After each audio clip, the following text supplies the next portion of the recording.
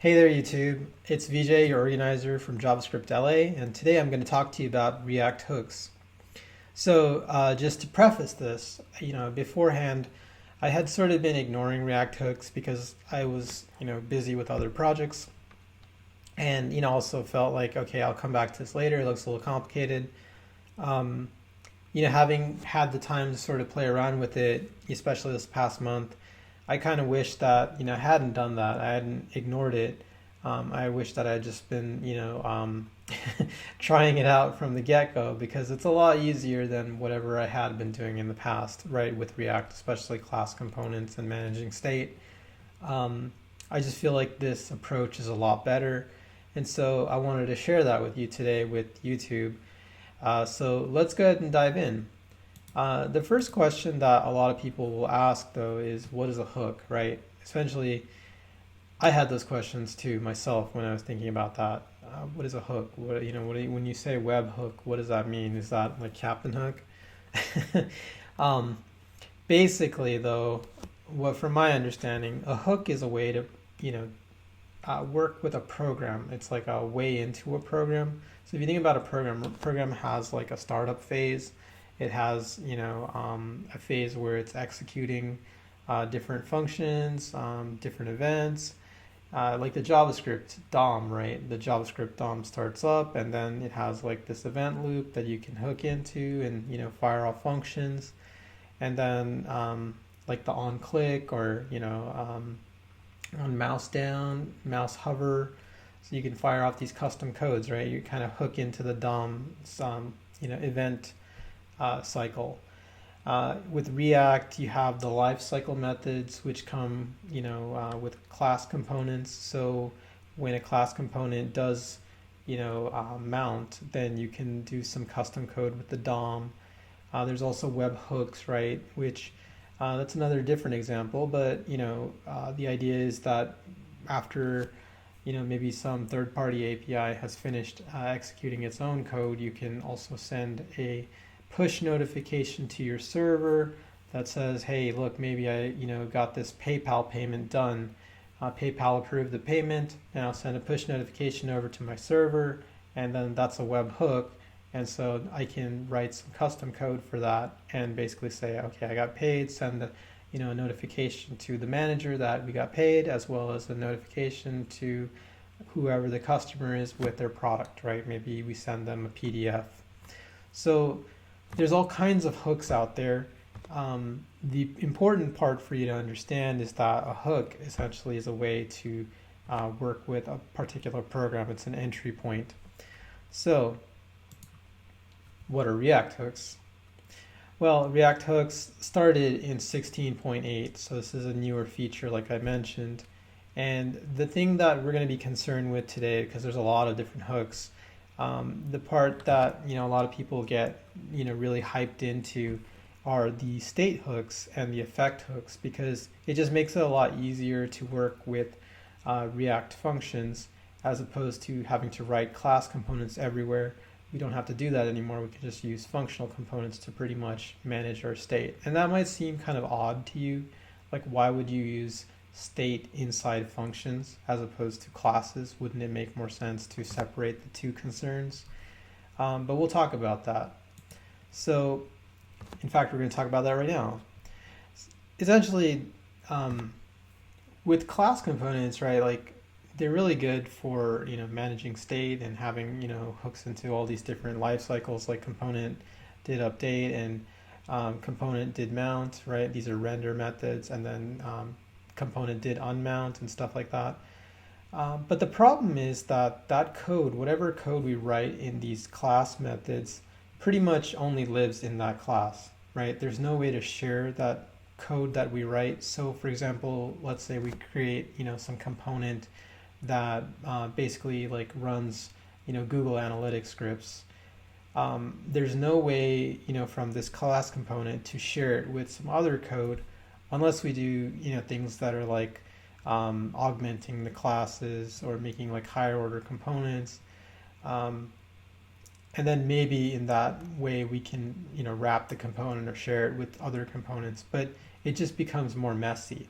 The other part too is that when you create a lot of classes, technically you're using more memory from the computer, because classes are basically creating new objects, right? And if you remember your computer science, objects are different from regular variables because objects are pointers to blocks of memory, right? They're not actual, memory bits that hold value. They hold instead addresses, and those addresses point to, different parts of the memory where, some part of, a block holds some variable for one particular state, in your object, and another, and another, and another. And so you're just kind of like using like more and more memory, especially if you write more and more classes. And then at some point it gets kind of hard to really understand what is happening underneath the hood.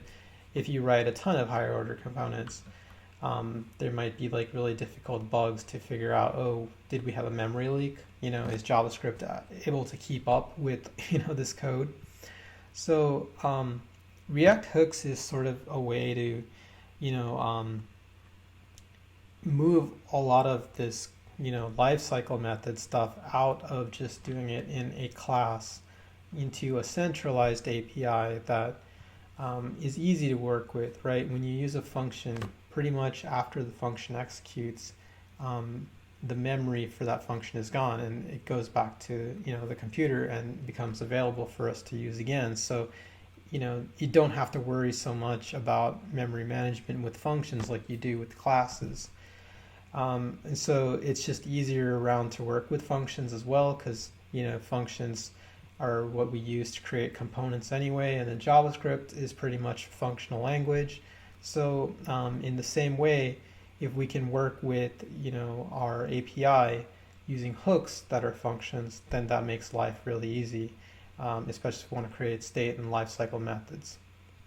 So now that we understand the why and the what, let's talk about, the individual parts. So UState is the first thing that a lot of people talk about when, they talk about React hooks. And you can think of this as pretty much, initializing your state for your component, right? If you were to create a class component, you would probably have a state variable in that component.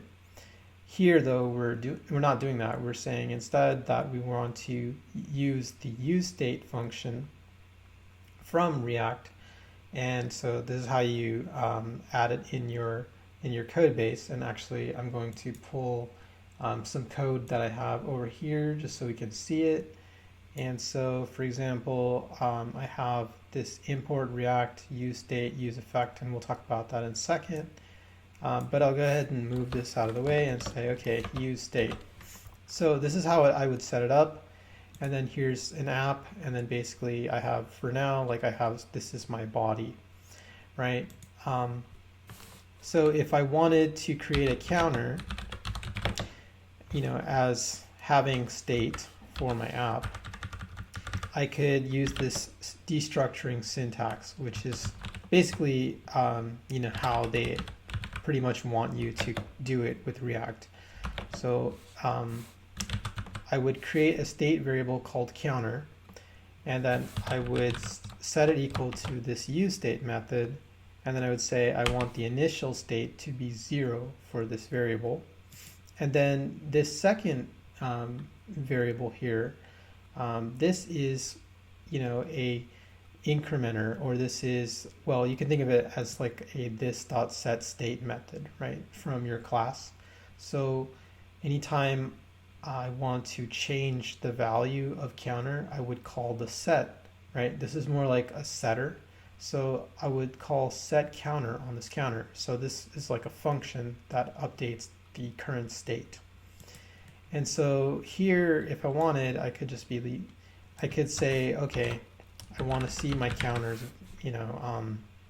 value here, and then I could have a button, and then the button could do an onClick, and then I could have an arrow function that just updates the state. So we will say set state, and we'll go ahead and increment the count by 1. And then we'll just type increment count here. So, and actually this should be, I'm sorry, this shouldn't be set state, this should be set counter. So set counter, there you can see it goes green again. So now my app is good. So I can do one of two things here. I can pretty much launch a terminal and then run this app, and then we can open it up in Firefox and take a look at it. Or what I've done instead is I've created a code sandbox, which basically has the same code. And so we'll go ahead and examine that. And so here's that same code, let counter, which is my counter variable that uses a state of 0. This is the initial state, and then the set counter, which pretty much augments the state. And what I did here is I created two buttons, one to increment and the other to decrement. So here I've got the set counter method for incrementing, and you can see I'll kind of move this to the side so we can take a look at this a little bit in a nicer fashion. So I'll press enter if I can. Actually, this might be read only. So but you can see the entire code here. So like I have, you know, the increment, and then I also have the decrement. So it's actually really easy, right? Like if you think about like how this code might have had to look if I wrote a class component, I would have had to probably create a state variable. I'd have to like make, you know, a constructor function, as well as a super, you know, and then import props, as well as, you know, bind this method, you know, to my constructor just to be able to use it. This is really nice because I don't have to do any of that. It's just, okay, you just define what you want your state to be, and then you set the state, and then you're done. And I can just have like a simple functional component. There's nothing else to do. So you can see that this API is just like so much nicer and cleaner. It's so much easier. Same thing here. Like I've got another example for you, if that wasn't enough for you. You can use other values, right? And that's one other thing too with this use state as opposed to the this.setState and the state from a class component.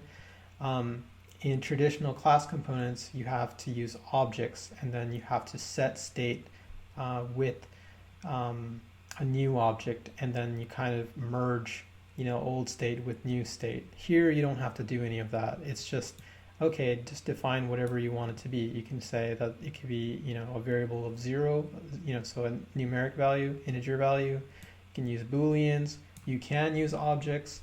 So you can use whatever you like, and you don't have to concern yourself with merging states anymore, especially down here. It just sort of takes care of yourself for you.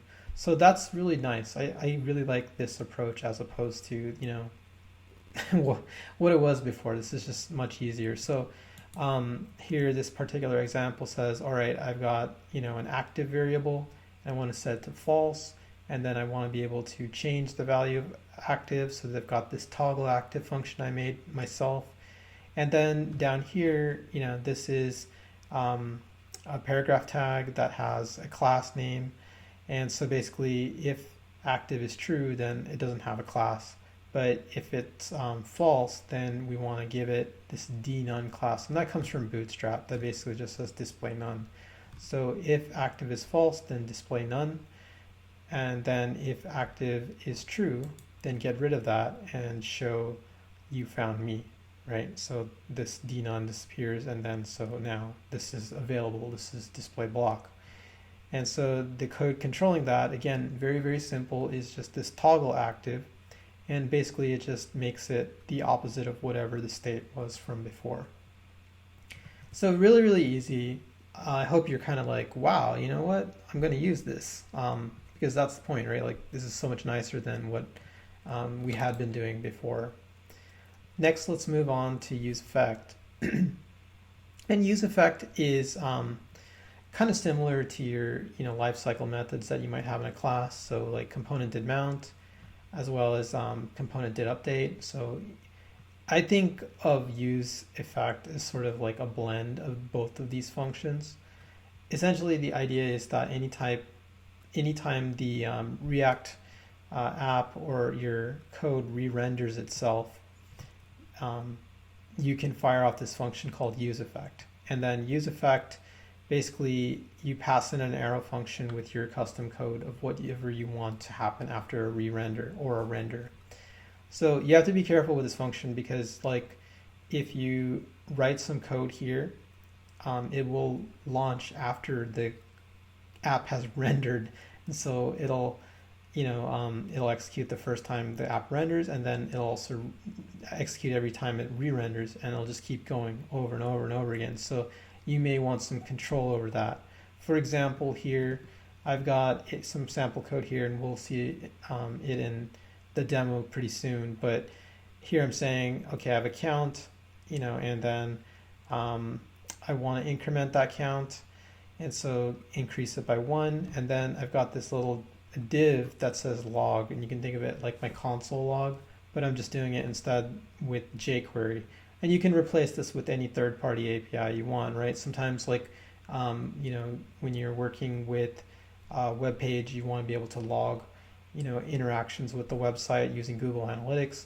And so in that case, it's not really tied to React, right? Because React just manages the state of your app and like the individual things that are going on between the components, but it doesn't really manage Google Analytics' state. So that's a point where you might want to use the UseEffect, right?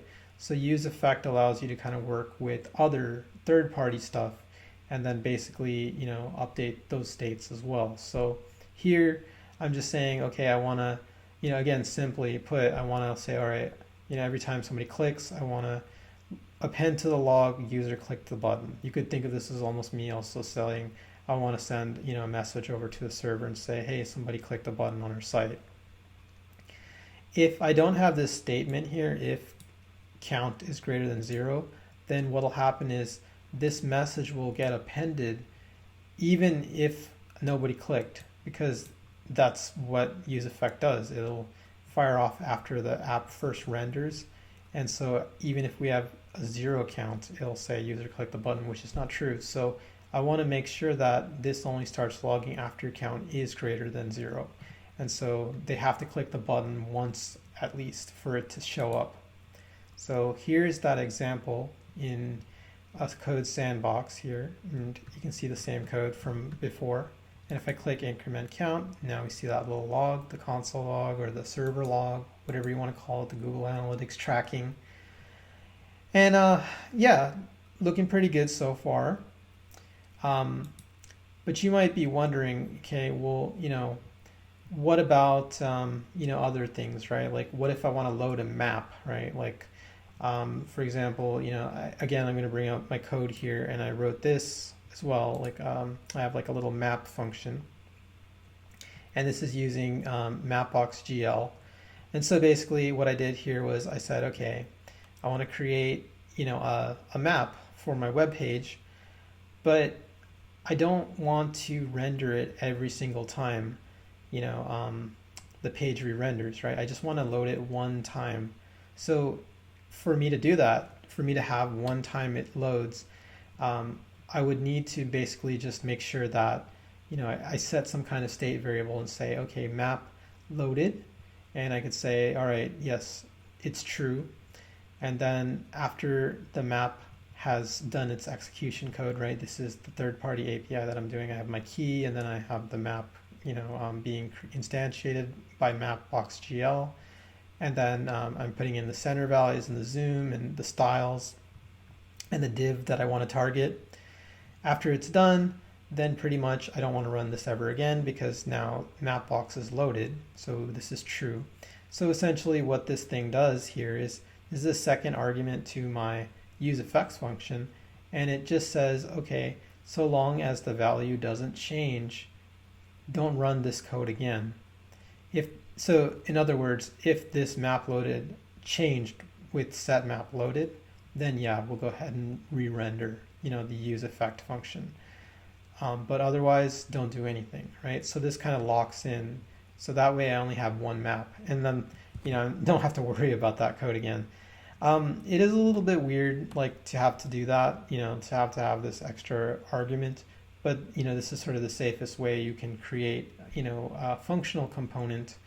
Again, if I wanted to do something like this the old way in React, I'd have to use a class component, but this makes it so much simpler.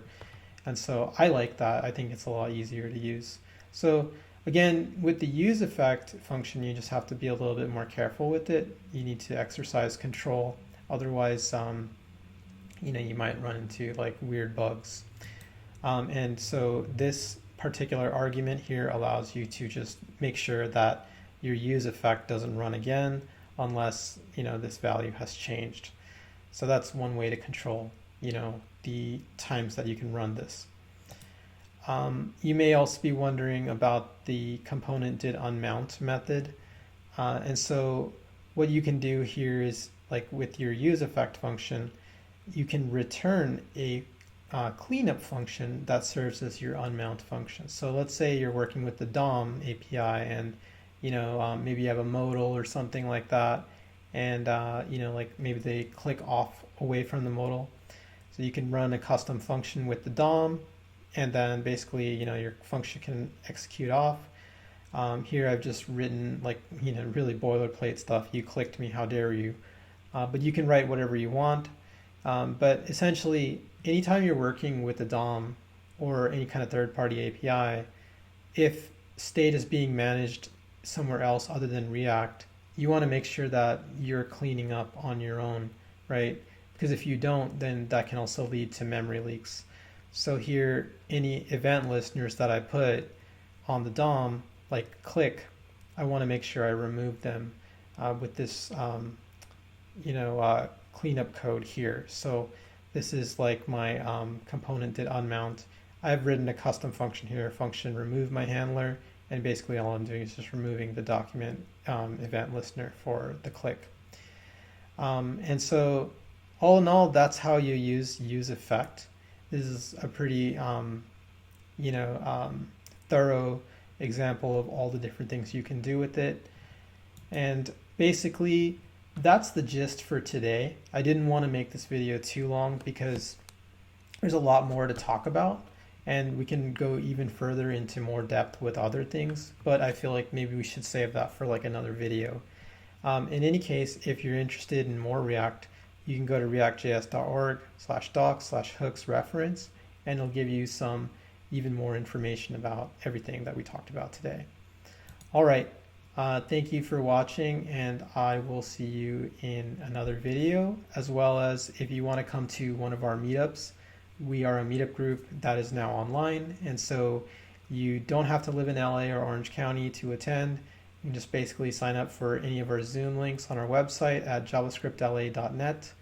And we are always talking about cool topics like React, Angular, Node.js, AWS, and all these other advanced fancy technologies.